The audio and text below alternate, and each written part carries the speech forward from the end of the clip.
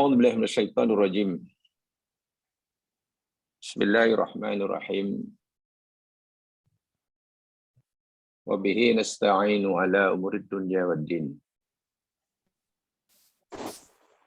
Assalatu wassalamu ala asyrafil anbiya wal mursalin.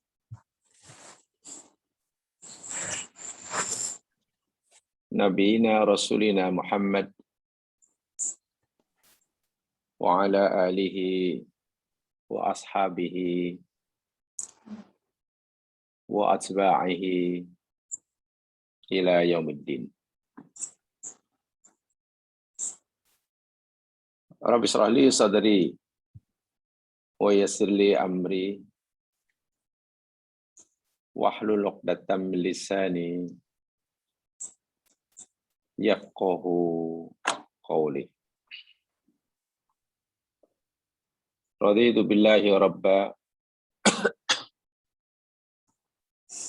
wa bil islami dina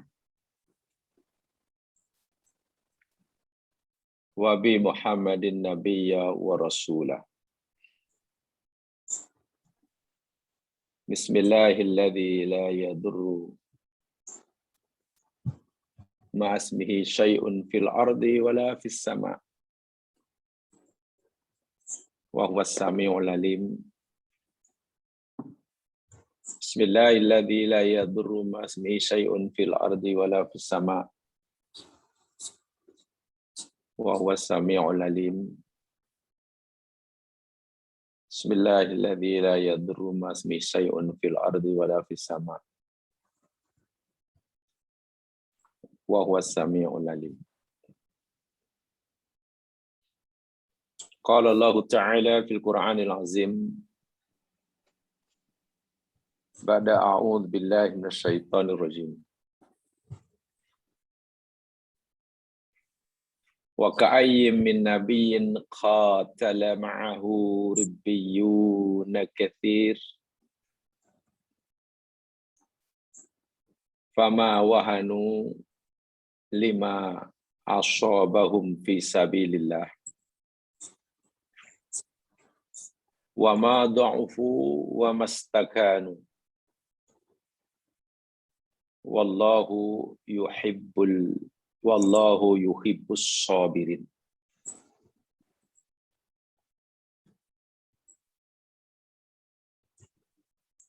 Surah Ali Imran ayat 146 yang bermaksud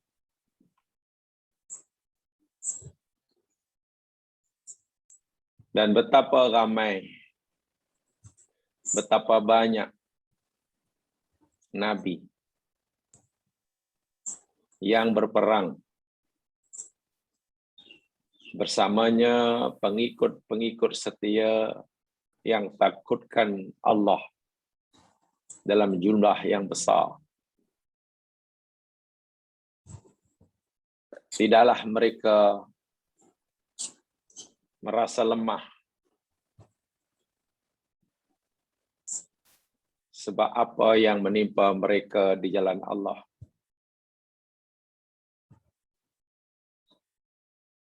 Mereka tidak lemah usahanya dan mereka tidak menyerah selagi belum mencapai apa yang diharapkan. Dan Allah itu bersama orang-orang yang sabar. Muslimin muslimat,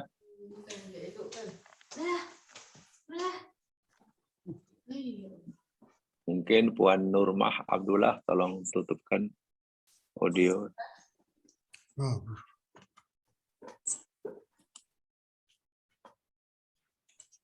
Malam kita dengar. Sudah ada ke sana? Pasang tip Arab, tip apa sampai tolong siapa uruskan kakak ni, Wan ni.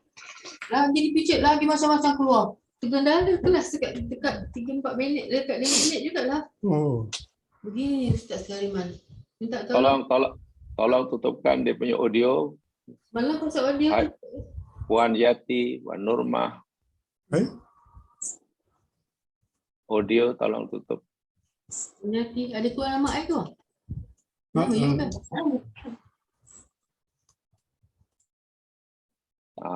Puan Nurmah tutup. Nanti kalau nak tanya baru boleh dibuka.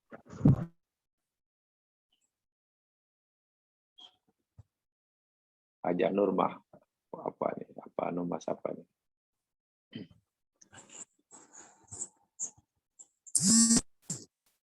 Ya, itu tutup.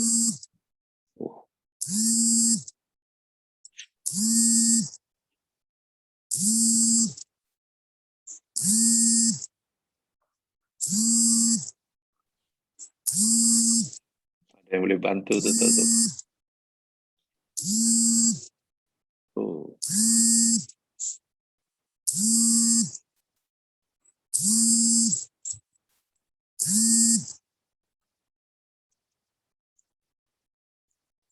Off-kan aja dia punya.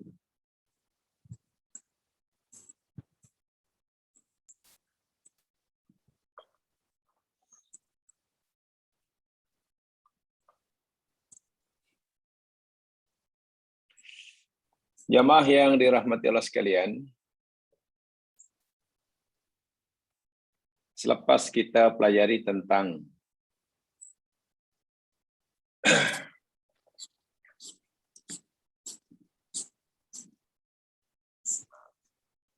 iqtiran, ta'zim bi amrillah, wa safaqah ala khalqillah. Rahasia digabungkannya perintah memuliakan, mengagungkan Allah dengan perintah mengasihi, menyayangi sesama makhluk. Bagi menerjemahkan dalam bentuk amalan hablum minallah dan hablum minan nas. Mudah-mudahan pembicaraan kita dalam beberapa siri yang lalu berkaitan dengan tersebut dapat kita fahami bersama dan kita jadikan pegangan dalam menjalani kehidupan agar benar-benar keimanan dan keislaman kita diakui dan diterima oleh Allah. Apapun istilah yang kita berikan, maksudnya sama saja. Sama ada jamaah hendak menggunakan istilah digabungkannya, disatukannya antara hablum minallah dengan hablum minan nas. Untuk menjadi mukmin sejati, muslim sejati, seseorang mesti dalam hidup berjaya melaksanakan dengan serentak dan berterusan, melakukannya dengan secara serentak dan berterusan, hablum minallah dan hablum minan nas. Boleh. Menitik beratkan aspek ritual sekaligus aspek sosial. Boleh. Guna istilah itu pun boleh.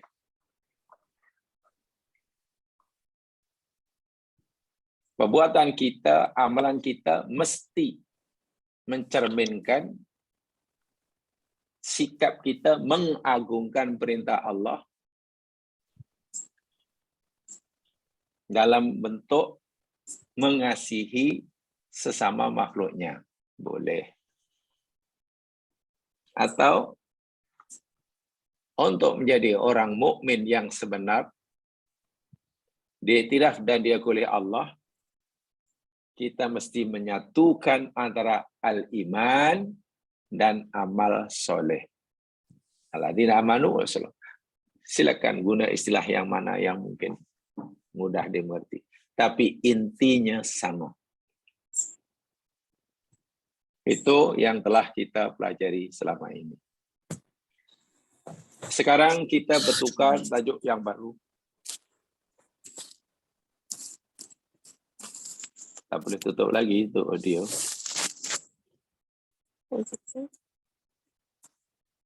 Ya, off-kan aja.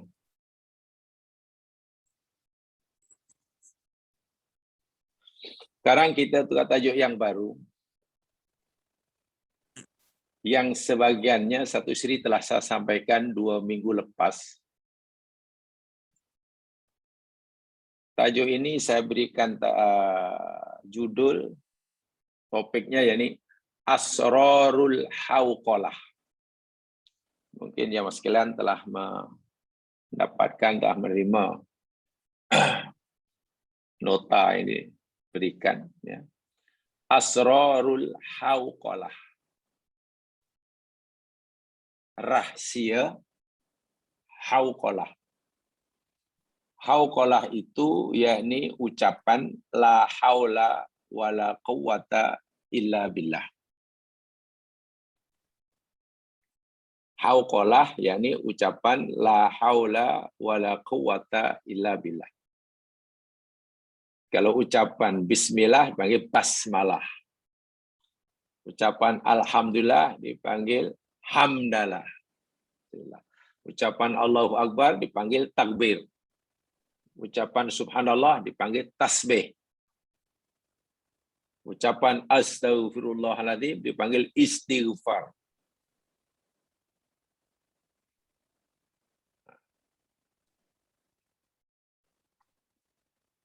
Dan ucapan la haula wala quwata illa billah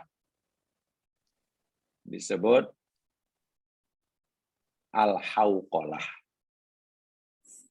Hanya tolong ditambah sedikit sebab itu kurang ya sebenarnya kan. Tajuk itu kurang sebenarnya, saya kurang menambahkannya. Asrarul istirja dan hauqalah atau asrarul hauqalah wal istirja. Tolong ditambah istirja. Bukan hauqalah saja. Ya. Al-istirja. Boleh tulis kan? Al-istirja'u. Alif, lam alif, sin, ta, ro, jim alif, ain. Al-istirja. Dan istirja ini yakni ucapan inna lillahi wa inna ilaihi raji'un. Ya. Jadi tolong ditambah kalimat istirja. Asrarul hauqalah wal istirja'i. Rahasia ucapan la haula wala quwata illa billah dan ucapan inna lillahi wa inna ilaihi raji'un. Dasarnya istirja. Tujuan saya ingin menyampaikan atau ingin membicarakan perkara ini karena ini adalah satu ajaran agama yang membolehkan kita menjadi orang yang kuat. Bila kita faham dan kita yakini, lalu kita pegangi apa yang kita nak pelajari ini, insya Allah kita akan menjadi seorang pribadi mukmin yang kuat. Sangat kuat. Allah bagi kenikmatan banyak, sehat walafiat, jawatan makin meningkat, insya Allah tidak akan jadi lupa daratan. Maknanya kita tetap mampu bersyukur.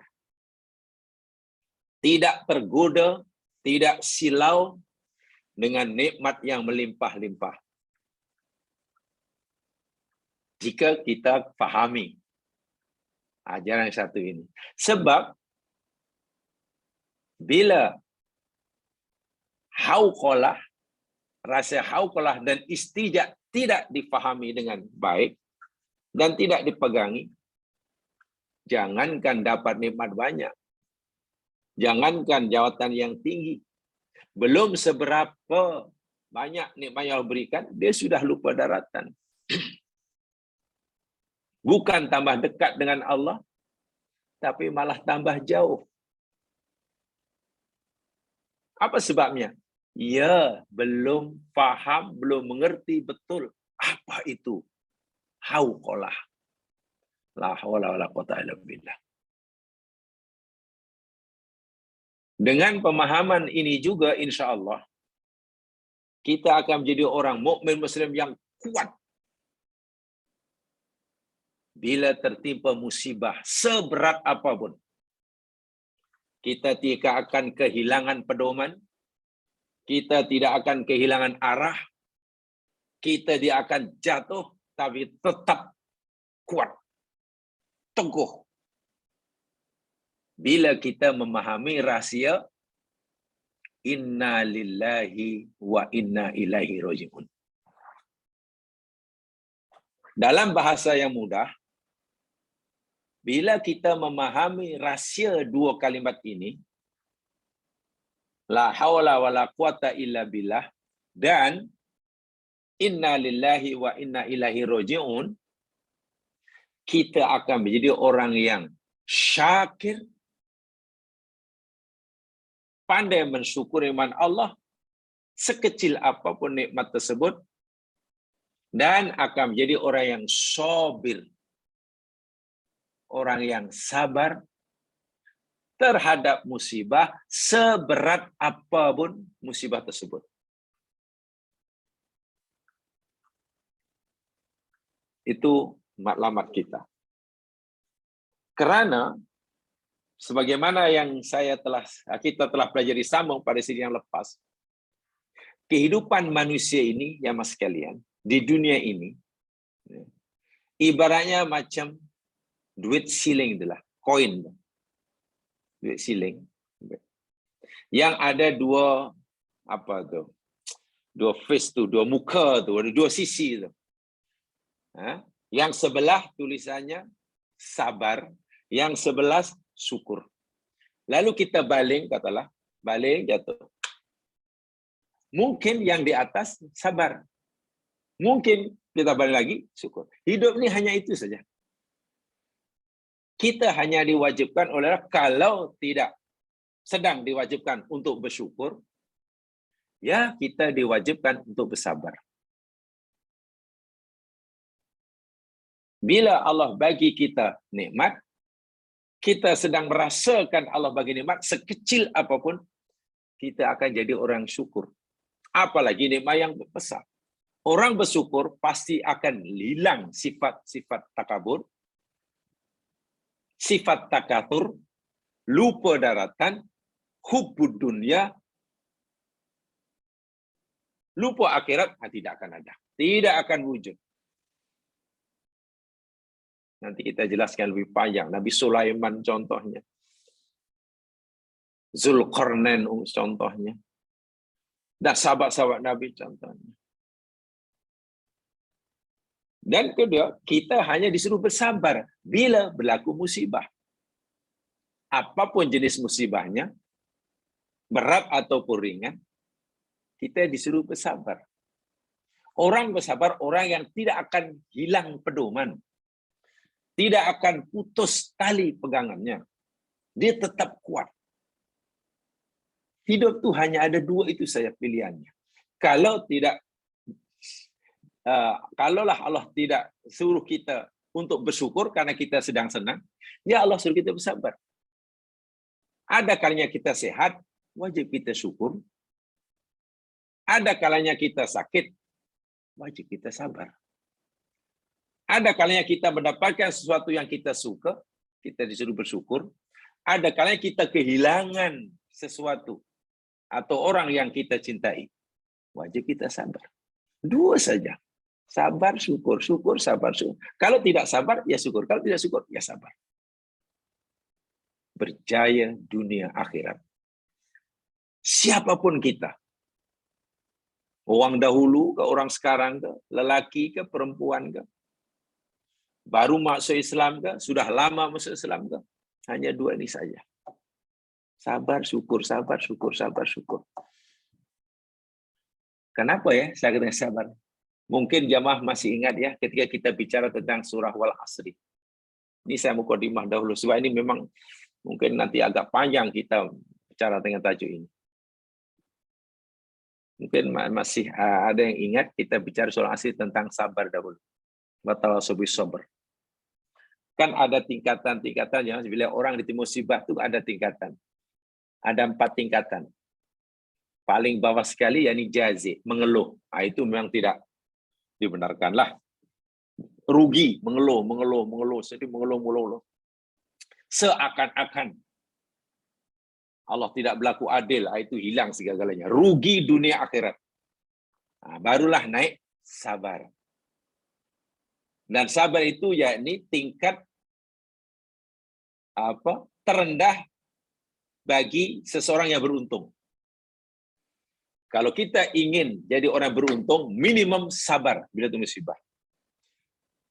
Kalau kita ingin meningkatkan lagi tingkat keberuntungan kita, naikkan. Dari bersabar menjadi ridha. Betul kan? Jadi ridha. Kalau masih ingin lagi meningkat lagi, boleh. Dapat musibah, syukur. Kan begitu kan? Jazi, sabir, rodin, syakir. Jadi sabar itu tingkat yang terendah. Syakir itu yang paling tinggi. Kalau berbanding dengan musibah lah nih maksud saya. Saya tuh hidup hanya itu saja. Kalau tidak syukur, sabar, syukur. Tidak ada yang lain. Jaminannya yakni surga. Dunia bahagia, akhirat bahagia. Allah tidak mewajibkan banyak dalam hidup ini sebetulnya. Kalau kita renungkan intipatinya, ajar apa saja. Allah suruh itu. Ketika Allah suruh kita melakukan perintahnya. Di mana? Di mana perintah Allah? Dari aspek mana perintah Allah ini? Larangan Allah ini yang wajib kita syukuri. Nah, itu kita kena tahu. Macam mana Allah larang ini kita syukur? Macam mana? Kita nak buat tapi Allah larang. Kita malah syukur. Di mana logiknya kita syukur? Peraturan Allah ini kan semacam menghalangi pergerakan kita. Macam mana kita suruh syukur? Insyaallah kalau kita faham, kita mensyukur. Bukan hanya mensyukuri nikmat hidup, nikmat sehat, bahkan taklif, perintah dan larangan Allah pun kita boleh mensyukurinya. Ada perintah, ada larangan. Macam mana kita suruh bersabar? Ya, perlu bersabar. Tanpa kesabaran, kita tidak mampu menjalankan perintahnya. Tanpa kesabaran, kita tidak mampu meninggalkan larangannya. Karena ujiannya berat. Bila dapat perintah, kita bersyukur. Kenapa? Karena kita tahu kebaikan di sebalik perintah Allah. Orang yang mengetahui dengan jelas, dengan nyata, dengan terang benderang, kebaikan yang tidak sedikit di sebalik perintah Allah, pasti dia akan mensyukuri perintah Allah. Sehingga melaksanakan perintah Allah tidak merasa berat, bahkan merasa tenang dan bahagia. Allah larang ini, jangan buat ini, jangan ini. Dia akan bersyukur. Kenapa? Kerana tahu di sebalik larang itu ada madarat. Ada keburukan. Yang kita tidak tahu jika Allah tidak beritahu. Lalu Allah kata, wahai hambaku, jangan lakukan ini. Sebab bila kamu lakukan ini, kamu nanti akan rugi, akan begini-begini. Ya pasti terima kasih. Terima kasih ya Allah, karena engkau beritahu kami. Kalaulah engkau tak beritahu kami bahwa ya Allah akan bencana di sebalik ini, habis ini. Pasti hambamu telah melakukannya. Ibarat jamaah bawa kereta malam hari, jalan banyak seleko, banyak lopak, sebelah bukit, sebelah jurang, lalu banyak papan tanda. Awas, depan ada selikuh tajam. Awas, jalan berlubang. Awas. Banyak. Kita terima kasihlah kepada orang yang bubuh tanda itu. Terima kasih banyaklah saya kepada ini. Nasib baik, banyak peringatan, banyak tanda. Kalau tidak, tak tahulah mungkin masuk gaung. Bukan kita malah merasa tersekat kebebasan kita. Banyaknya peraturan di jalan raya, karena jika tidak ada tanda-tanda, papan tanda, tanda peraturan kita, mungkin aksiden, mungkin masuk gaung. Bukankah banyak peraturan itu adalah sesuatu yang patut kita syukuri? Jadi bila bicara syukur dan sabar, syukur bukan hanya masalah nikmat jasmani, sehat, afiat. Allah suruh kita sholat itu pun wajib kita syukuri. Sehingga orang yang mengerjakan sholat karena mensyukuri Allah itu lebih nikmat sholatnya, lebih ringan melakukannya daripada melihat, memandang sholat itu sebagai bebanan. Kalau sholat itu dianggap sampai satu bebanan, wah rasanya terbeban sungguh. Mungkin, kenapa lah kena sholat pula? Kalau tak ada sholat kan bagus, kenapa? Sholat. Jadi memang luas pembicaraannya. Saya kata saya mudah, kita ni ibarat macam duit siling. Dibalik sana, balik sini, kalau tidak syukur, sabar. Nah, untuk mendapatkan kekuatan ini, orang yang punya sifat syukur dan punya sifat sabar, itulah orang yang terkuat di dunia. Menurut Allah. Ya apa tidaknya dijadikan istilahnya oleh Allah, ditakdir Allah menjadi Nabi Sulaiman sekalipun, kaya raya, ada kuasa, pengikutnya ramai, angin ditundukkannya, jin patuh padanya. Dia tidak sombong. Dia malah lebih lama sujud pada Allah. Kekayaan yang banyak tidak mengubah, tidak mempengaruhi jalan hidupnya yang benar. Tidak memisongkannya daripada tetap inni wajjahtu wajhiya lilladzi fataras samawati wal ardh. Syukur. Kuat orang ini. Orang yang tak kuat itu kan orang yang hatinya mudah dipengaruhi oleh nikmat. Ibaratnya janganlah punya nikmat yang Allah bagi nikmat yang besar. Macam-macam kilang. Kilang kasut lah, kilang apa. Mungkin baru dengan kasut pun mungkin jiwanya sudah berubah. Ya, maklum karena kasutnya paling mahal. Itu nilainya tidak ada orang yang seperti ini. Sabar. Luar biasa. Nabi Ayub itu orang susah. Orang susah. Nabi Musa, Masya Allah, dakwahnya luar biasa, dihina oleh kaumnya. Sabar. Senjatanya sabar. Nabi Muhammad luar biasa.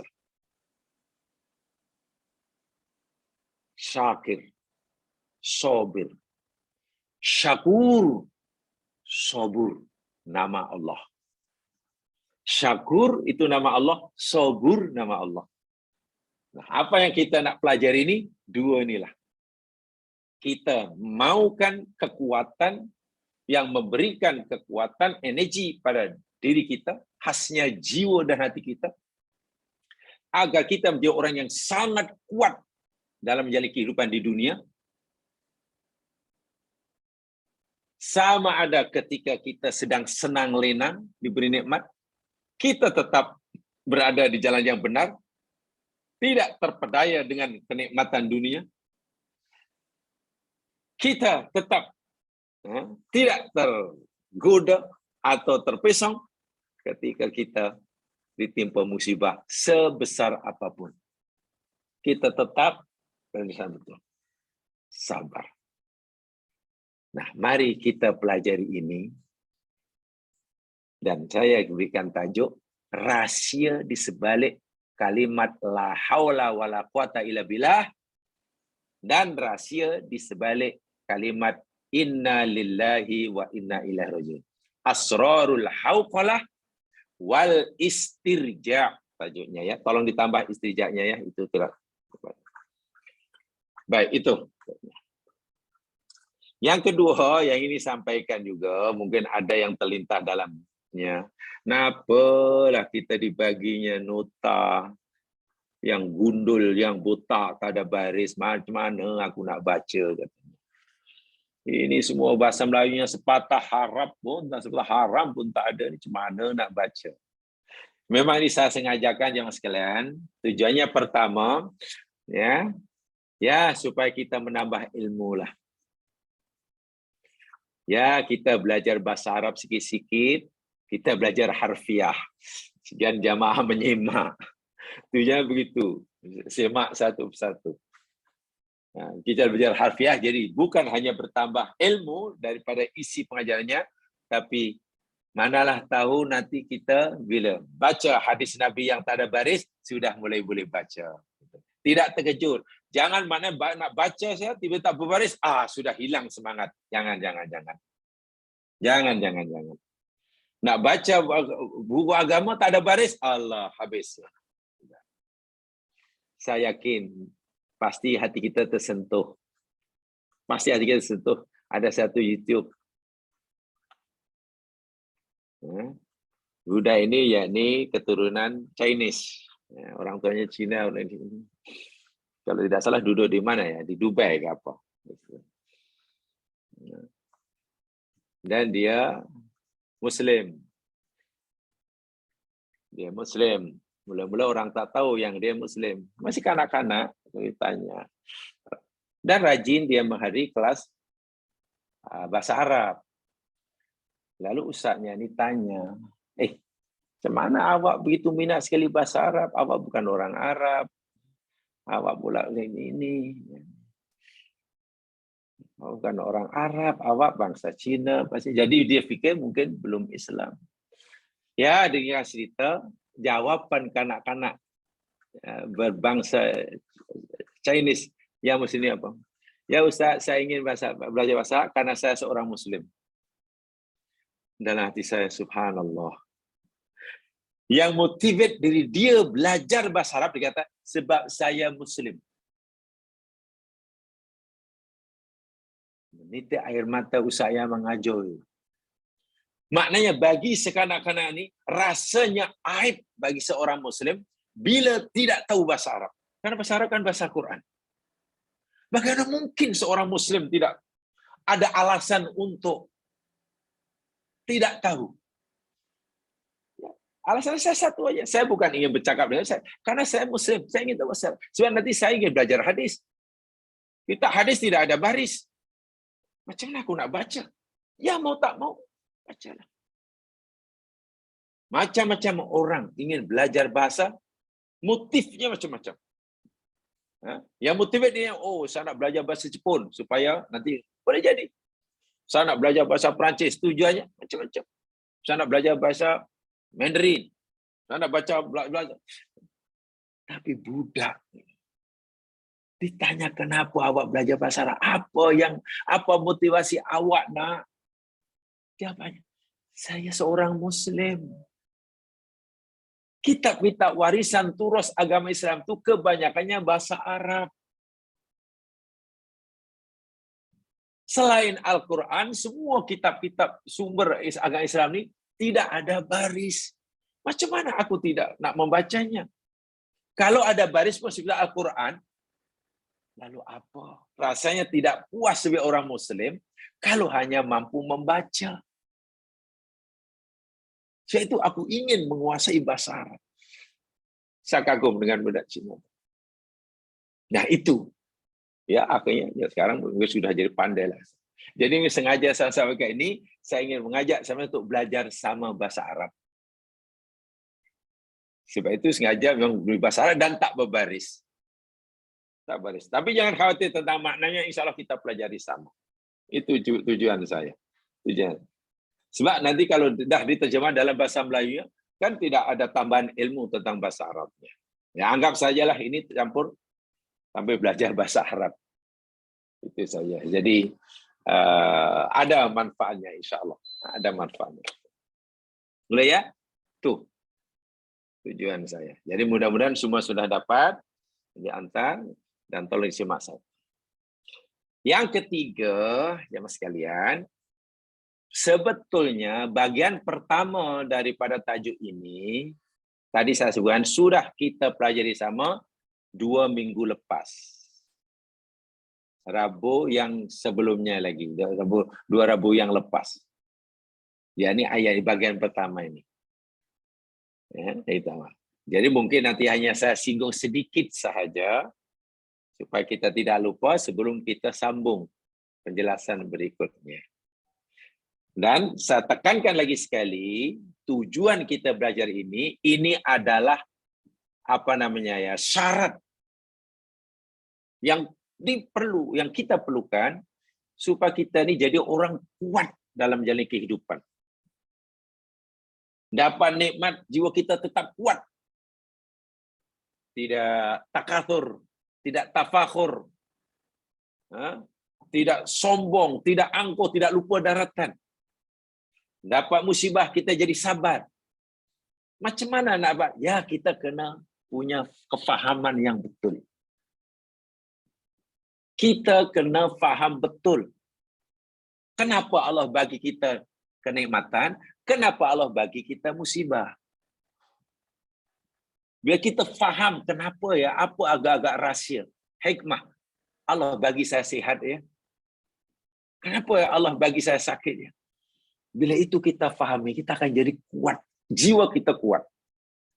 Ingat jemaah sekalian, memahamkan hati sehingga mengubah hati daripada keras jadi lembut, daripada malas menjadi rajin, daripada ragu menjadi yakin, itu jauh lebih susah daripada memasukkan maklumat dalam akal kita. Kalau dalam bahasanya istilahnya at-tarbiyatu asyaddu minat ta'lim. Mendidik itu lebih susah daripada mengajar. Sebab dalam tarbiyah Islam, mendidik itu maknanya mengembangkan yang ada dalam diri kita. Hati, objeknya hati. Sementara mengajar, taklim, itu objeknya hanya otak. Saya hanya mentransfer maklumat. Saya tahu sesuatu, katalah, jamaah belum tahu. Lalu saya sampaikan, saya transferkan apa yang saya tahu pada jamaah. Itu namanya taklim. Cikgu mengerti, sudah tahu benda itu, pelajaran itu. Murid belum tahu. Lalu cikgu beritahu kepada muridnya. Itu taklim. Hanya mengisi kefahaman dalam otak. Tarbiyah susah. Nah, dan Islam menggabungkan situ. Ya, kita kena tahu dahulu, lalu nanti kita jadi bahan hati kita untuk berubah. Baik. Apa yang telah kita pelajari, saya katakan 2 Rabu lepas itu, yakni ayat ini. Tajuknya sama ya, walaupun tiap hari hanya saya ceritakan tentang poin-poin tertentu. Saya bacakan ayatnya dahulu untuk mengambil keberkatan. Lihat surah Al-Baqarah 155 hingga 157. Itu ayatnya. A'udzu billahi minasyaitonir rajim. وَلَنَبْلُوَنَّكُمْ بِشَيْءٍ مِّنَ الْخَوْفِ وَالْجُوعِ وَنَقْصٍ مِّنَ الْأَمْوَالِ وَالْأَنفُسِ وَالثَّمَرَاتِ وَبَشِّرِ الصَّابِرِينَ الَّذِينَ إِذَا أَصَابَتْهُمْ مُصِيبَةٌ قَالُوا إِنَّا لِلَّهِ وَإِنَّا إِلَيْهِ راجعون أولئك عليهم صلوات من ربهم ورحمة وأولئك هم المهتدون. dan sungguh pasti. Walanabluwanakum, dan saya teringat harfiah ya, jadi mungkin jamaah boleh sambil boleh memahami nanti ya. Walanabluwanakum, dan sungguh pasti kami akan uji kamu. Itu ada lam depan, lam taukid itu dan nun taukid, lam qasam dan lam nun taukid, sungguh pasti akan. Maknanya katalah ayat ini, ya, katalah ayat ini turun hari ini dan kita membaca hari ini, maknanya sungguh pasti kami akan timpakan pada kamu. Yakni hari mulai saat ini, besok terusnya pasti hujan itu berlaku, begitulah. Bukan telah. Pada masa turun ayat ini Allah beritahu, sungguh pasti kami akan timpakan ujian pada kamu. Jadi sahabat sudah, oh iya. Maknanya kalau tidak sejam lagi, 2, 3, 4 hari seterusnya pasti. Bisai'in dengan sedikit, dan Allah sebutkan di sini contoh-contoh ujian bala itu. Khauf, rasa takut, ju, kelaparan, naksi minal amwal, kekurangan harta benda, ya kemiskinan, ke apalah, simpanan makin kurang, maklum karena ada pandemi. Wal anfus, kematian, wat tamarat, dan buah-buahan. Ini hanya segera contoh ya. Allah hanya memberikan sekadar beberapa contoh ujian yang pasti Allah timpakan.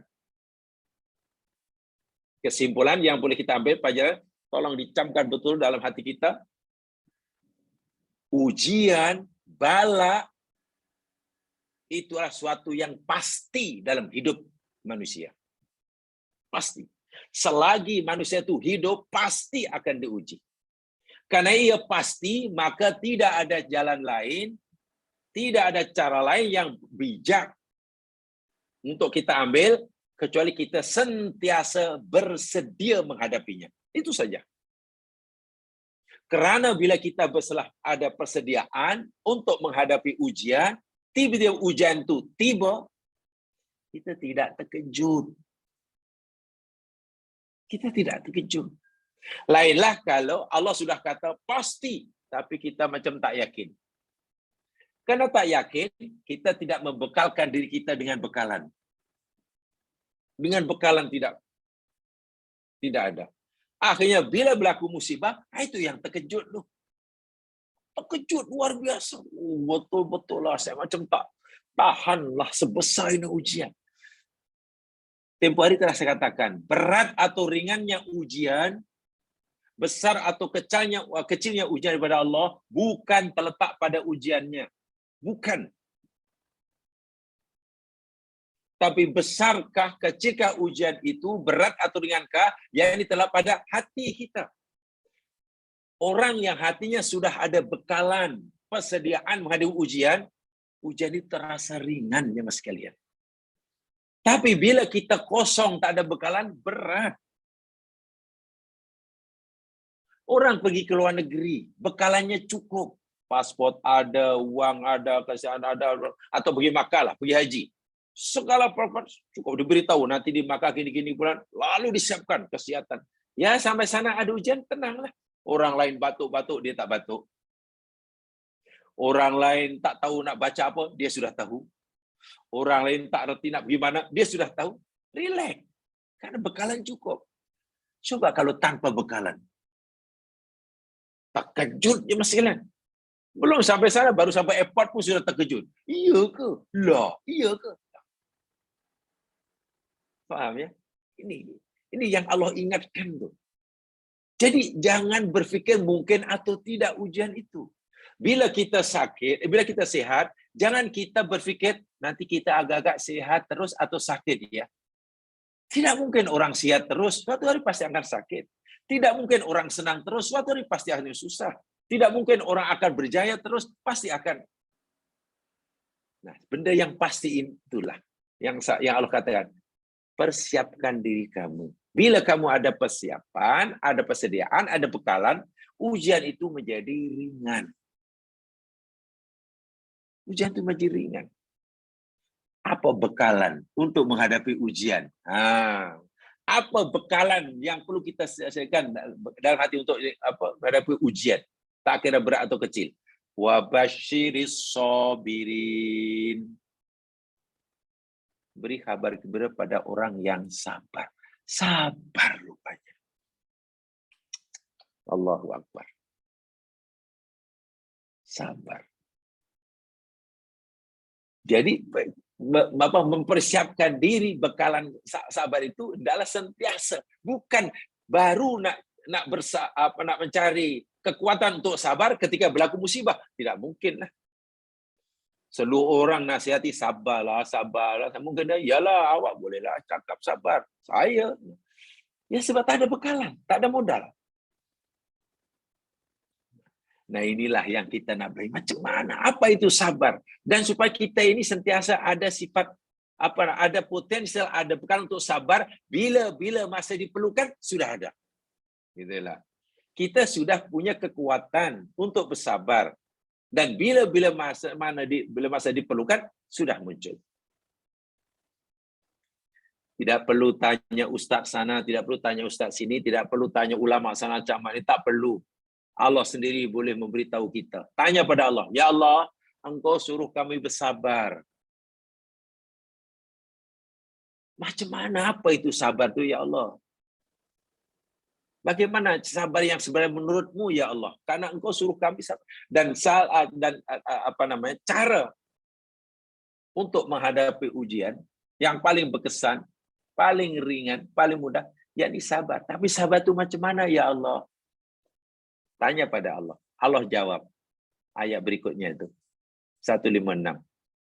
Oh, kalau kamu nak tahu sabar itu apa, wahai hambaku, sabar yang aku maksudkan ialah kamu mesti punya kefahaman yang betul-betul jitu. Kefahaman yang macam mana? Alladzina idza asabathum musibah. Orang-orang yang apabila menimpa mereka musibah, ditimpa musibah. Musibah biasanya sesuatu yang kita tak suka ya, yang sekalian, ringan atau berat atau apa sajalah.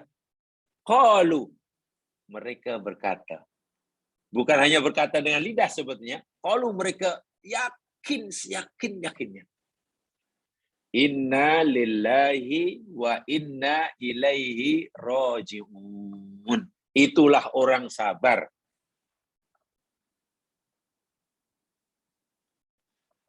Bahasa yang mudah, supaya mudah diingat.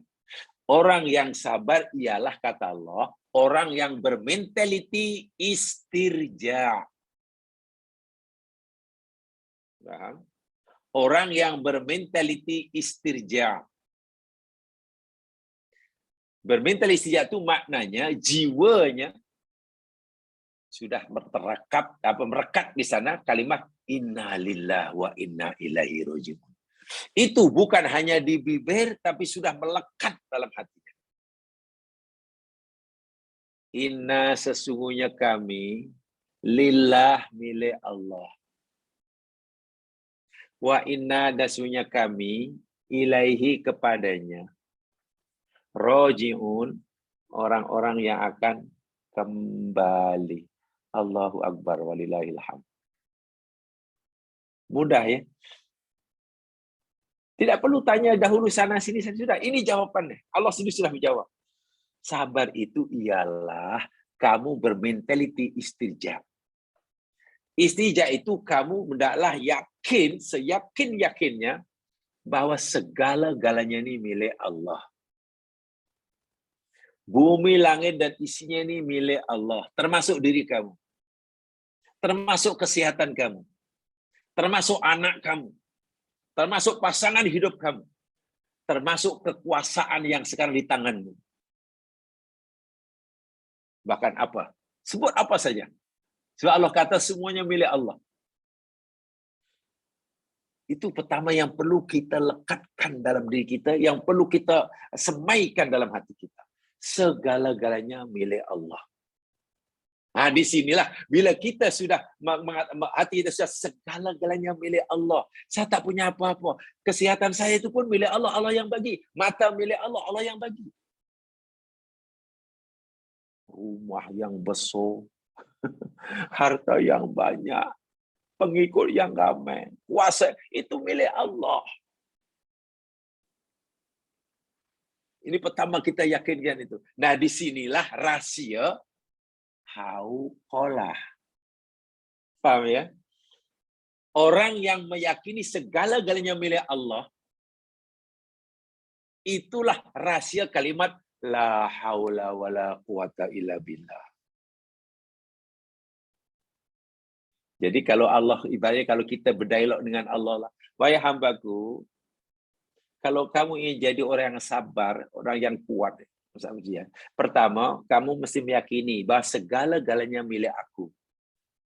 Ini aku punya, itu aku punya, kesehatanmu aku yang punya, pasangan hidupmu aku yang punya, anak kamu aku punya, kekuasaan itu aku yang, segala milik aku.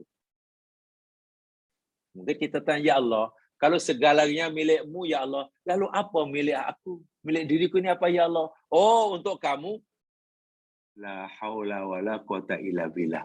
Kamu tak ada daya, kamu tak ada kekuatan. Kalaupun kamu ada kekuatan yang sedikit itu, aku yang beri.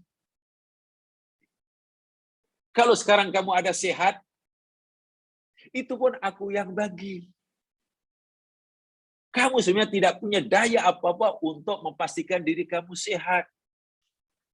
Buktinya bila kamu sakit, tak ada siapa yang mau sakit. Tak ada siapa orang yang nak sakit. Tapi bila sakit tiba juga. Saya tak nak, tapi dapat. Tapi dapat. Ramai orang yang belum siap, belum bersedia untuk mati.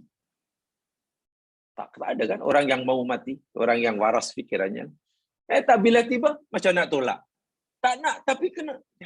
Ya, karena kita, la haula wala quwata illa billah. Katakan la haula wala quwata illa billah kepada la haula wala. Coba, kalau mentality hauqalah sudah melekat dalam kepala. Mana ada ruang untuk angkuh dan sombong? Mana ada ruang untuk angkuh dan sombong karena kekayaannya, karena kepintarannya, mentang-mentang pandai lalu dia sombong. Bukankah ilmu itu pemberian Allah? Tanpa Allah yang bagi kita, bila tak tahu apa-apa, la ta'lamuna syai'a, kata Quran. Orang tidak akan sombong karena kekuasaannya. Nah, macam mana sombong? Kuasa itu Allah yang bagi. Bila-bila masa Allah boleh tarik. Kesehatan Allah yang bagi. Akhirnya dia tidak merasa memiliki apa-apa. Karena dia sedar, la haula wala quwata illa billah. Ini rahasia hauqalahnya di situ. Kita akan jadi kuat ya Mas Yan kalau kita. Pelik ya dalam agama ini.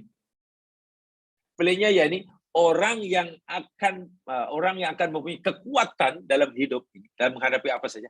Justru orang yang merasa tak punya apa-apa, tak punya kekuatan. Pelik tak pelik? Orang yang Allah bagi kekuatan dalam menjalani kehidupan, yakni orang yang menyadari dirinya tidak punya daya dan kekuatan. Itu orang yang kuat.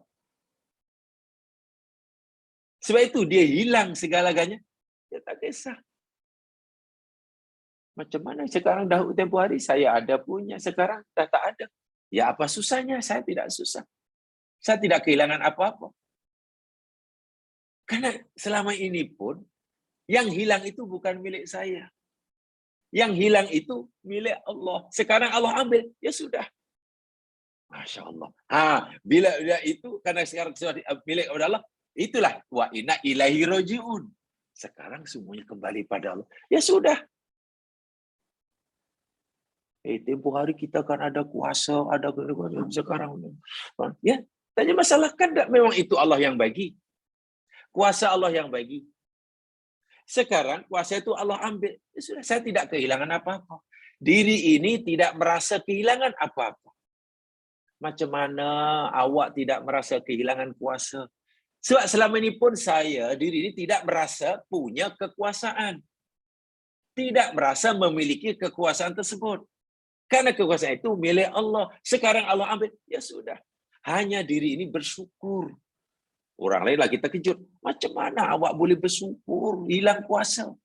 Saya bersyukur karena semasa Allah beri kekuasaannya pada saya sedikit itu, saya manfaatkan sebaik-baiknya. Saya tidak menyalahgunakannya. Oh, itu syukurnya luar biasa itu.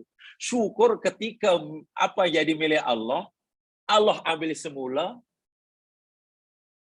dan semasa di tangannya ia tidak disalahgunakan. Kan itu amanah Allah. Syukurnya luar biasa. Saya pernah bagi contoh begini ya Mas ya. Tolong hayati betul-betul ya. Sebab ini kekuatan ini luar biasa lah.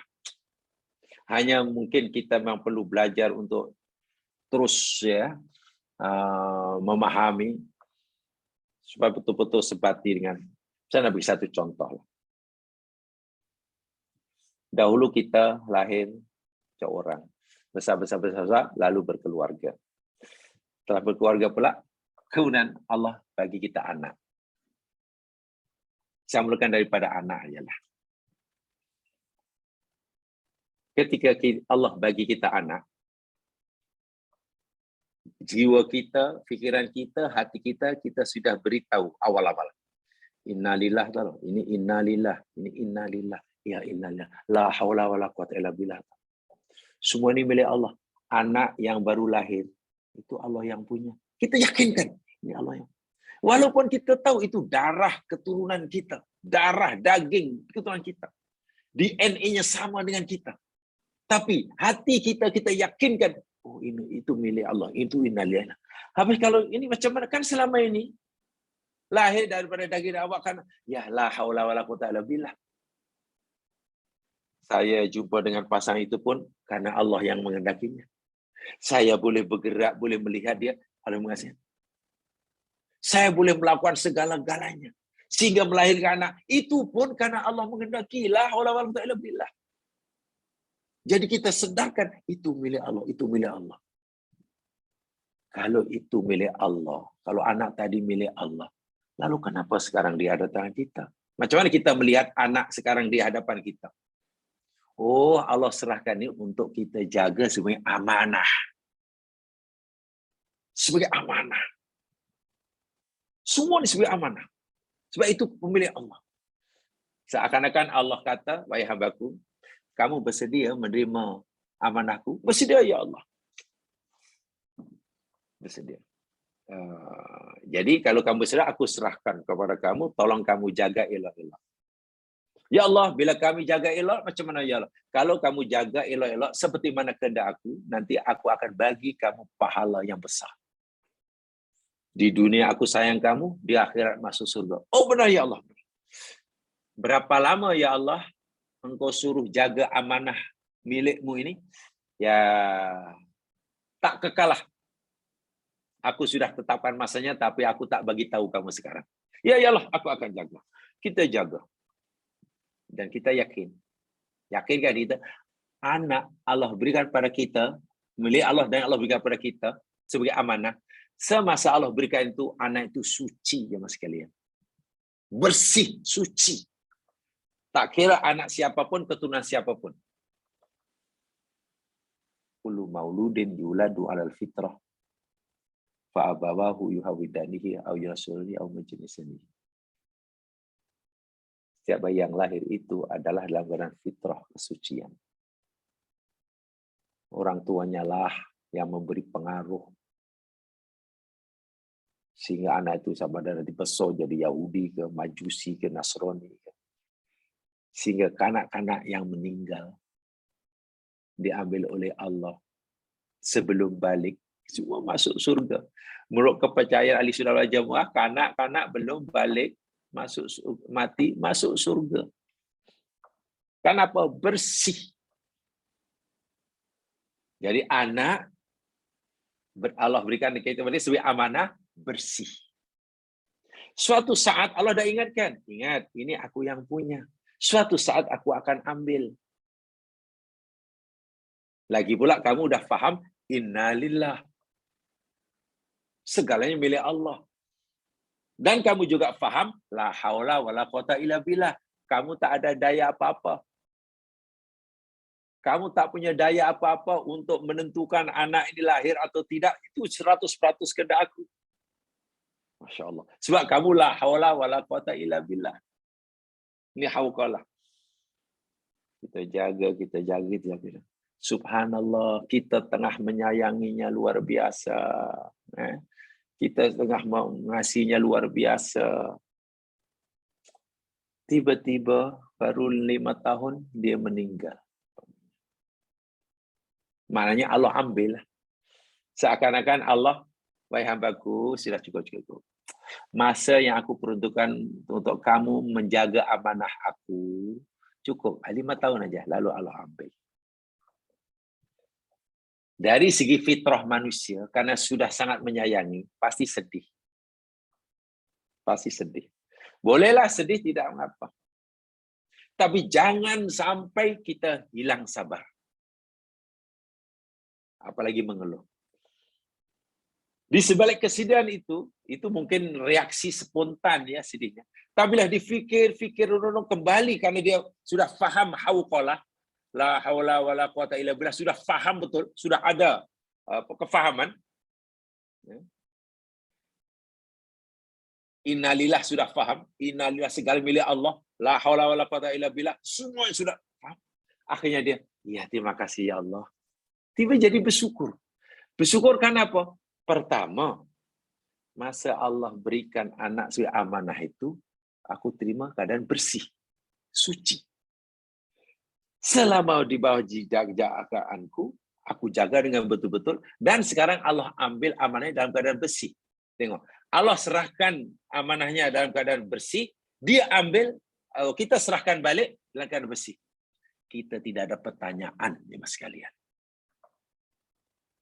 Tak ada pertanyaan. Bukankah itu satu nikmat sebetulnya?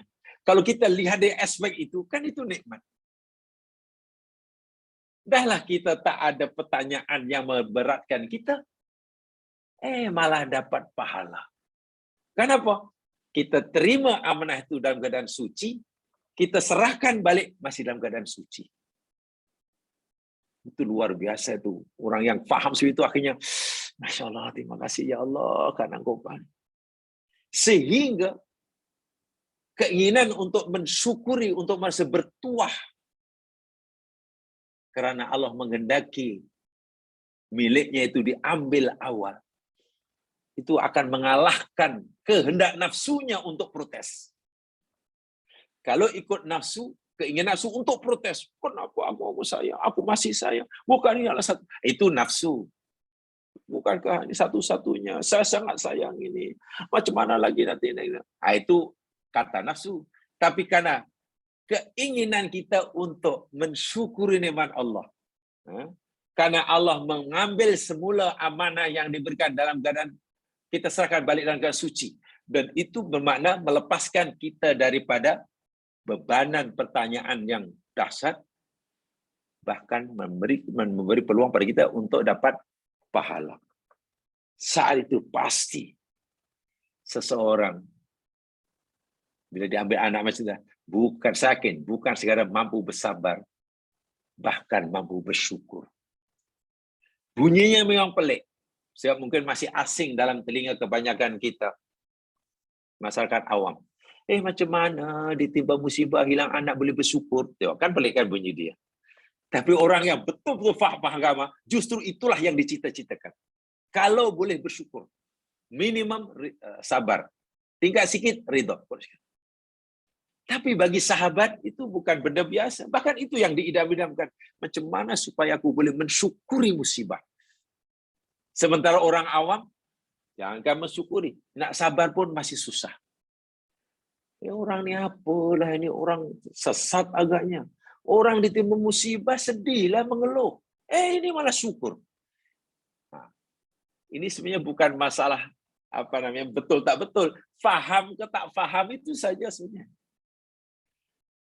Jadi yang membezakan sikap orang tadi faham dengan tak faham. Bukan betul dan salah. Coba kalau kita fahami seperti itu, segala-galanya. Ini contoh kecil anak ya, apa saja. Akhirnya ya tenang-tenang sajalah. Apalagi boleh bersyukur. Sabar itu pun sudah percaya, pahalanya besar. apalagi syukur. Lagi tinggi, itu kemuncak ya. Itu kemuncak yang paling tinggi. Itu rahsia hauqalah. Jadi bila kita dapat nikmat, dapat musibah dalam ini, Allah suruh kita bersabar. Orang sabar itu jamaah bermentaliti istirja. Okey. Bermentaliti istirja. Innalillahi wa inna ilaihi raji'un. Dalam innalillahi wa inna ilaihi raji'un itu kan ada dua patah kata, ada dua statement. Satu, innalillah, sebenarnya semua milik Allah. Itu pertama. Yang kedua, wa inna ilaihi raji'un. Dan sebenarnya semuanya kembali pada Allah. Jadi ada dua. Ini kena jadi yang satu. Keratan innalillah meyakini segala-galanya milik Allah itu milik Allah. Tapi kalau semua milik Allah, apa milik kita? Allah tanya, awak tidak punya apa-apa. Macam ya Allah? Ya, sebab awak tidak punya daya dan kekuatan. Kalaupun awak ada mata, itu mata pemberian saya. Kalau awak sehat, sehat itu pemberian saya. Jangan kamu fikir bahwa kamu sehat itu karena kamu rajin jogging. Ini masalah besar. Ya iyalah, kita sehat ni pasal kita rajin jogging. Kalau Allah tanya, awak boleh jogging tu apa pertolongan aku atau memang kamu mampu jogging? Ya, itu engkau yang tolong ya Allah, sebab lutut ini boleh bergerak itu kehendak kamu juga. Mata boleh melihat, tidak. Coba lalu apa modal kita? Tak ada jemaah sekalian. Jangan, saya sehat, bukan macam sebab saya, ini usaha saya lah, sebab saya jogging. Pertanyaannya, kita boleh lari sana lari sini. Lutut boleh bergerak, mata boleh melihat. Apakah itu kuasa saya? Bukankah itu 100% anugerah Allah? Lalu apa modal kita? Coba, apa modal kita sehingga kita mampu lari sana lari sini, exercise sana exercise sini. Jalan sana jalan sini. Coba, apa modal kita? Yalah, modal kita, ya Allah, saya boleh lari. Allah tanya, lari itu dengan apa? Dengan kaki siapa? Ya, kaki itu engkau yang bagi, ya Allah. Tapi, hambamu menggerakkannya. Kamu mampu bergerak itu kekuatanmu atau kekuatan yang aku berikan. Coba kalau kita pahami hingga yang sedetail-detailnya. Yang paling hakiki lah maksud saya. Pasti kita akan menemukan kalimat. Keluar ada besar. Mana besar? Alah, aku tak tahulah. Kamu pilih lah.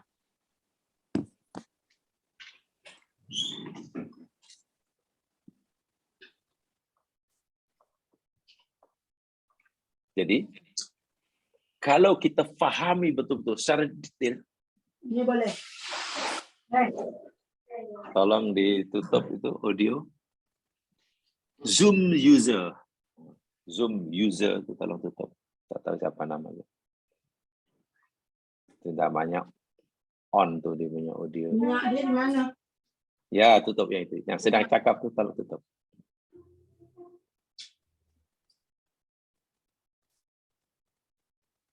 Sebelah sana. Mana? Tak dengar agaknya. Jom. Puan ke Encik Zoom user tutup audio. Ya, tutup. Audio aja tutup, speaker tutup.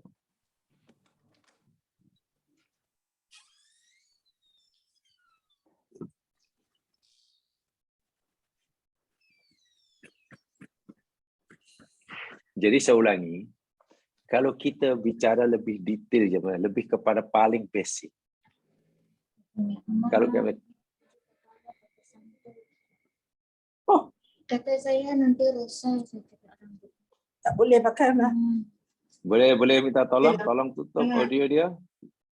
Zoom user, Encik Zoom user. Rambut basah. Tolong tutup. Oh, susah juga. Lakinya.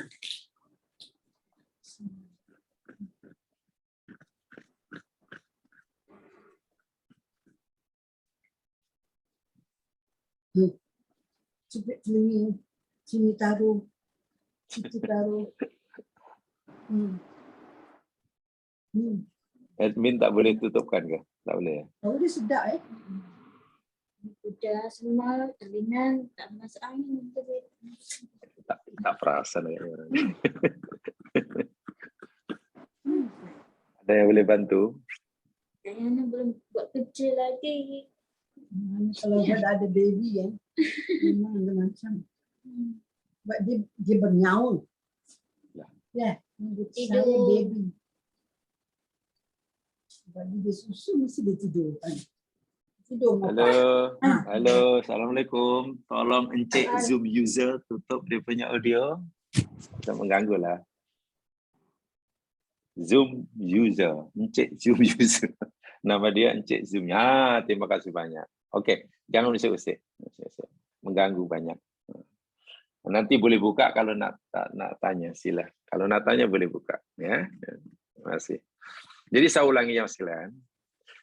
Mari kita berfikir agak radikal sedikit. Sebab dalam hal ini memang kena radikal. Maksud saya radikal, kena paling radikal, yakni begini. Katalah kita sehat, lalu kita mengklaim sehat itu kerana usaha kita. Karena kita lari sana, lari sini, jogging sana, jogging sini, sana, sini. Jadi kita merasa itu karena usaha kita. Nanti Allah akan tanya, kamu siapa? Oh, sebab saya lari-lari, ya Allah. Kamu lari-lari ini, kekuatan kamu lari ini dari diri kamu ke atau pemberian aku? Kita akan, yaitu pemberianmu daripadamu, ya Allah. Kaki itu pemberianmu, ya Allah. Mata itu berianmu, ya Allah. Coba kita fikir yang paling radikal. Nanti apa modal kita untuk sihat? Tidak ada.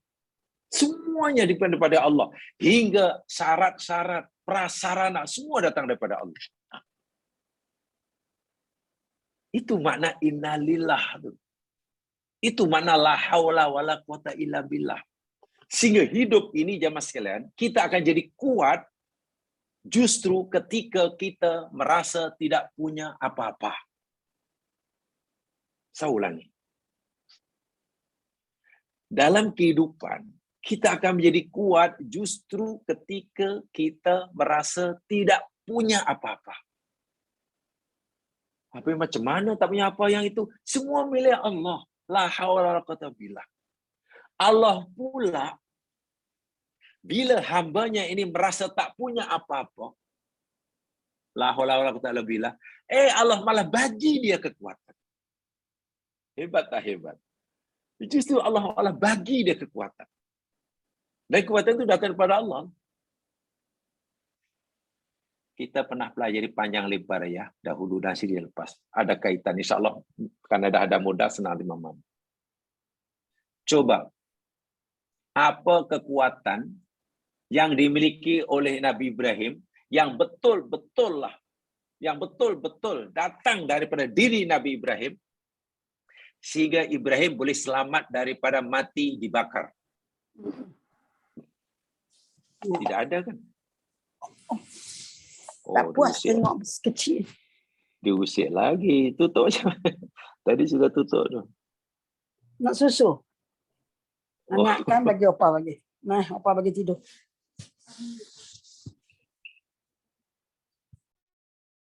Nah, sudah. Jangan usik lagi. Ya, sudah. Terima kasih. Saya ulangi. Coba renungkan. Apa abang ada kekuatan walaupun sedikit yang dimiliki oleh Ibrahim? Sebenarnya kekuatan itu betul-betul datang daripada Ibrahim ya, bukan datang dari luar. Yang hingga Ibrahim selamat daripada mati dibakar. Tidak ada kan? Ibrahim tidak punya sedikit pun kekuatan untuk menolak bahang api bagi menyelamatkan dirinya tidak mati terbakar. Ya, tidak ada, sama sekali tidak ada. Dan Ibrahim yakin betul, la haula wala quwata illa billah, itu yakin sungguh. Innalillah wa innalillah itu yakin sungguh. Bahkan Ibrahim dalam hadis sahih ketika dicampak dalam api, dia hanya mengatakan hasbunallah wa ni'mal wakil. Hasbunallah wa ni'mal wakil. Yang mencukupi diriku. Aku lemah, tapi aku tak khawatir. Karena yang akan mencukupkan kelemahan aku adalah Allah. Aku dhaif, tapi aku tak khawatir. Yang akan menolong aku adalah Allah. Aku fakir, serba kekurangan, tapi aku tak khawatir. Karena yang akan mencukupkan kekuranganku adalah Allah. Dia itu nikmal wakil. Ibrahim benar-benar menghayati kalimah la haula wala quwata illa billah. Ibrahim benar-benar menghayati innalillah. Merasa tidak punya apa kekuatan. Dan tadi saya katakan, ketika seorang manusia hamba benar-benar merasa dirinya tidak punya daya apa-apa karena segala milik Allah, justru saat itulah Allah bagi dia kekuatan yang sangat dahsyat. Apa dia?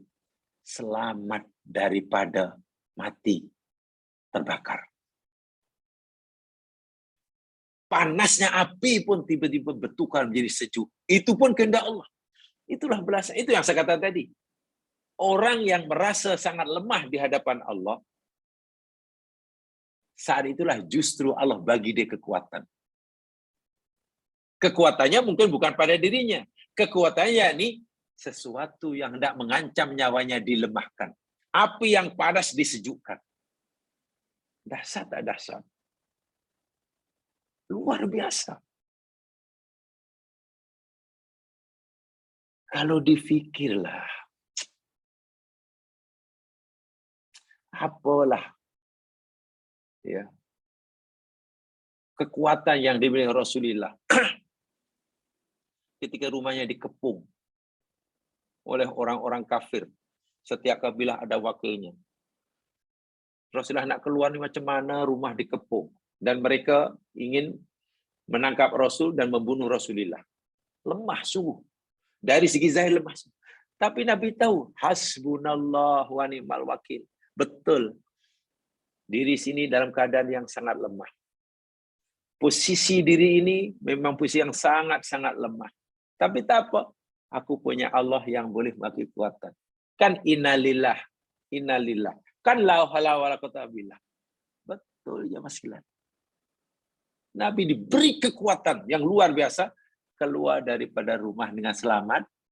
Bagaimana caranya? Pertama, Nabi diberi kekuatan sehingga ada keberanian meninggalkan rumah. Itu satu kekuatan. Keduanya,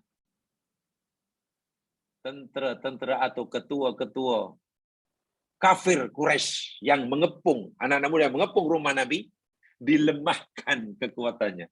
Mereka merasa kuat, lalu oleh Allah lemahkan kekuatannya. Bagaimana caranya? Mengantuk. Mengantuk. Itulah cara Allah memberi kekuatan pada orang hambanya yang merasa dirinya betul-betul menghayati hauqalah. Menghayati innalillah. Lemah selemah-lemahnya. Dalam perang Badar, 300 orang lebih. Tak ada pengalaman berperang. Senjata kurang. Pasukan kuda hanya 1. Musuhnya 1000. Punya kenyang pengalaman berperang. Peralatan senjata. Oh, jadi segi logistik mereka itu luar biasa. Lebih.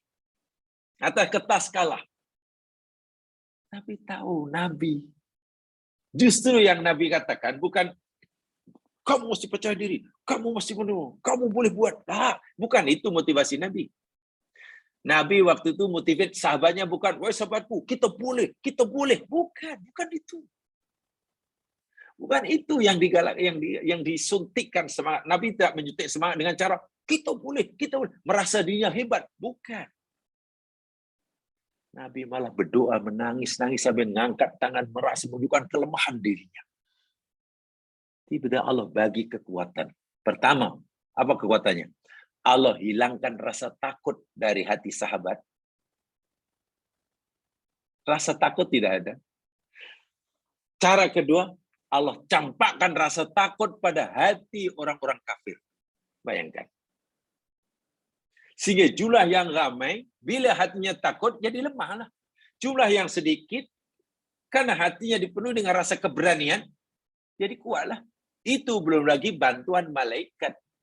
3.000 orang malaikat. Rahasianya apa? Rahasianya yakni memahami, mengamalkan makna rahasia la haula wala quwata illa billah. Habis mereka boleh jalan bawa itu aja tahu. Nah, itu milik Allah.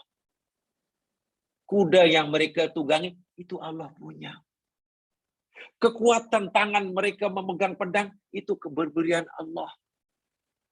Ketajaman mata mereka melihat itu milik Allah. Apa kekuatan yang dimiliki oleh Nabi Yunus ketika dalam perut ikan, yang dengan kekuatan itu Nabi Yunus boleh selamat daripada mati dalam perut ikan. Coba apa? Tidak ada ya mas sekalian. Nabi Yunus tidak punya kekuatan, tidak punya daya apa-apa untuk menyelamatkan diri. Nak keluar, nak berenang dalam perut ikan, lalu keluar daripada mulut ikan. Tak ada. Sampai tak ada. Yang ada malah justru Nabi Yunus merasa kelemahan dirinya. Menghayati hauqalah. Meyakini innalillah. Dengan ucapannya la ilaha illa anta subhanak ini kunudur. Itu kan menunjukkan menzahirkan kelemahan dirinya. Menghayati asrarul hauqalah. Akhirnya apa? Nabi Yunus dapat kekuatan daripada Allah ya, bukan dalam dirinya. Allah bagi dia kekuatan. Pertama, kekuatan untuk terus mengakui kesalahan. Dan itu luar biasa itu. Orang salah, kemudian ia terus merasa salah dan tidak jemu-jemu ingin mohon pengampunan, itu kekuatannya mas sekalian. Jangan kita pikir orang berdosa ada keinginan bertaubat dan dia tidak putus asa bertaubat, itu bukan kekuatan, itu justru kekuatan yang pertama. Istiqomah dalam taubat. Dia tidak akan berhenti dengan cara apa sekalipun selagi masih ada peluang untuk terus mohon ampun. Itu kekuatan pertama. Kekuatan untuk istiqomah dalam mohon ampun. Karena dia tidak punya kekuatan apa-apa, nak keluar tak boleh, nak melawan umat. Akhirnya Allah bagi dia kekuatan. Nabi Yunus keluar dari perut ikan, bukan maknanya tubuh Nabi Yunus kebal. Bukan ya mas sekalian. Bukan pasal Nabi Yunus kebal, bukan Nabi Yunus mungkin apa kah? Koyak-koyak perut ikan sehingga bukan. Tak. Allah lemahkan, Allah arahkan ikan untuk memuntahkan Yunus. Itu rahasia hauqalah yang pertama. Rahasia hauqalah itu begitu. La haula wala quwata illa billah. Dan itu banyak dicontohkan oleh para nabi, Nabi Sulaiman contohkan, Nabi Zulkarnain mencontohkan. Sehingga saya kata nikmat sebanyak manapun, kekuatan sebesar apapun, tidak akan menggodanya, tidak akan memesongkan hidupnya, tidak akan memperdayakannya daripada mencapai matlamat tujuan akhir yang sebenar. Inna sholati wa nusuki wa mahyaya wa mamati lillahi. Tidak akan terganggu lah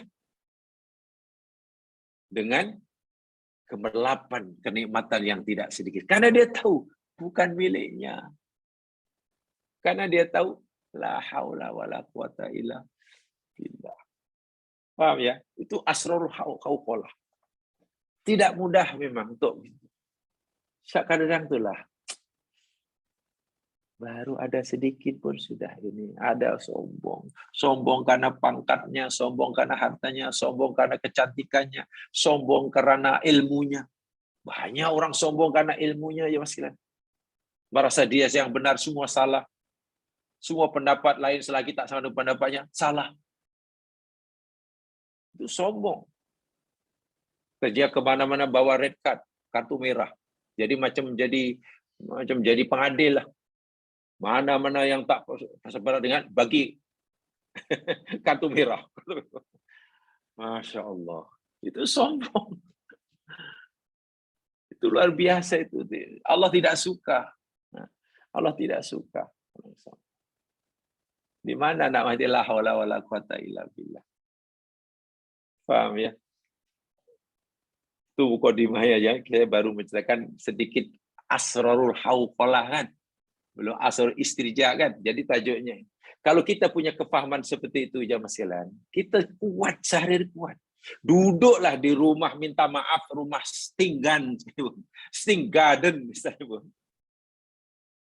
Rumah duduk di sting garden, atau mungkin duduk di rumah banglo apa namanya Gamuda Garden, daripada duduk di rumah sting garden atau duduk di rumah banglo di Gamuda Garden, sama baginya. Merasa tidak punya apa-apa di hadapan dia. Sehingga yang dia miliki pemberian Allah tidak mengubah perangai, sifatnya, karakternya, akhlaknya sebagai orang mukmin sejati. Tak akan berubah. Orang mukmin ini tidak akan berubah perangainya ya Mas kan. Tinggal di mana pun, apapun macam itulah pada mukmin. Tak kuat macam mana. Sebab hidupnya tidak mau dipengaruhi oleh pemberian. Dia hanya rela hidupnya diatur oleh yang memberi. Saya ulangi. Orang mukmin sejati ini tidak rela dipengaruhi hidupnya oleh pemberian. Tapi dia hanya rela diatur, dipengaruhi oleh zat yang memberi. Allah maknanya. Allah itu yang memberi. Selainnya itu kan pemberian Allah. Rezeki, pemberian. Dia tak nak. Itu orang yang sangat kuat. Untuk mendapatkannya, hayati. La haula wa la quwata illa billah. Asrarul hauqalah. Tidak ada daya, tidak ada kekuatan. Kalau tak ada daya, macam mana kita boleh buat itu? Nah, semua itu adalah inna lillah. Inna lillah. Inna lillah. Dalam ayat yang lain, bahkan lillahi ma fis samawati wa ma fil ardh. Itu ayat yang jadi wirid kita lah. Lillahi ma fis samawati wa ma fil ardh. Segala bagi Allah, segala apa yang di langit, segala apa yang di bumi. Kan itu yang jadi wirid kita, sebagai ayat yang kita baca selalu ya. Apa artinya ayat itu kita baca bila kita tidak yakini? Saya yakin. Lillahi ma fis samawati wal ardh. Milik Allah, punya Allah segala yang di langit, segala yang di bumi. Tanpa kecuali. Itu hendaklah betul-betul menjadi keyakinan kita. Bukan hanya menjadi ucapan wirid di bibir. Kalau hanya diucap di bibir, mungkin tidak memberi kesan dalam kehidupan. Tidak mampu mencorakkan hidup kita. Tetapi kalau kita yakini, insya Allah. Itu kekuatan pertama ya. Baik, jamaah sekalian, nampaknya itu saya sampaikan hari ini. Baru cerita tentang sedikit rahasia hauqalah. Innalillah. Lawannya kan bila kita innalillah itu mana? Akhirnya la haula wala quwata illa billah. Mudah-mudahanlah sedikit demi sedikit kita dapat memahaminya. Dan kita baru membaca ayat Quran yang sudah ada baris ya. Baca sarahnya belum ada baris, belum sempat, dan nanti insya Allah sedikit-sedikit supaya bertambah harfiahnya. Pengetahuan bahasa Arabnya sedikit sih. Ya, tidak dapat banyak, sedikit pun bertambah lah kayaknya. Jadi jangan malah nanti tengok apa nota tak berbaris lagi, Allah habis lagi. Macam tak ada. Bukan, justru itu cabaran kita, dan insya Allah kita akan tunjukkan ya, tidak ajal. Jadi kita belajarnya sambil-sambilan lah, bukan satu saja, supaya dapat manfaat yang lebih banyak seboleh-bolehnya. Jadi nampaknya itu saja saya sampaikan untuk hari ini. Mudah-mudahan ada manfaatnya, dan saya persilakanlah nanti karena tidak sempat, tolong kalau ada pertanyaan-pertanyaan jamaah simpan dahulu. Jadi nanti minggu hadapan atau minggu seterusnya jamaah terus boleh tanyakan. Itu saja. Ada yang perkara ini karena ini bagi saya penting ya. Yang ingat ya, kita telah sepakat untuk memilih tajuk berkaitan dengan ihsan, dengan hati, dengan tazkiyatun nafsi, dengan qalbun salim, ya, dengan qalbun salim. Karena itu kemuncaknya. Nah, itu kemuncaknya. Bagaimana nak memanage hati kita, ya. Kalau jamaah mungkin sudah memahami tentang kebaikan time management. Sekarang saya mengajak jemaah sekalian untuk belajar macam mana nak buat qalbu management. Qalbu management. Macam mana nak manage qalbu. Supaya kita betul-betul hati kita tetap ya. InsyaAllah. Itu saja. Mudah-mudahan diberkati Allah Subhanahu wa taala. Mari kita dengan bacaan Tiqarah dan surah Wal Asri. Subhanakallahumma wa bihamdika asyhadu an la ilaha illa anta astaghfiruka wa atubu ilaik. A'udzu billahi minasyaitonir rajim. Wal 'asri innal insana lafi khusr illa alladziina aamanu wa 'amilus shalihaat wa tawassaw bil haqq wa tawassaw bis sabr. Assalamualaikum warahmatullahi wabarakatuh.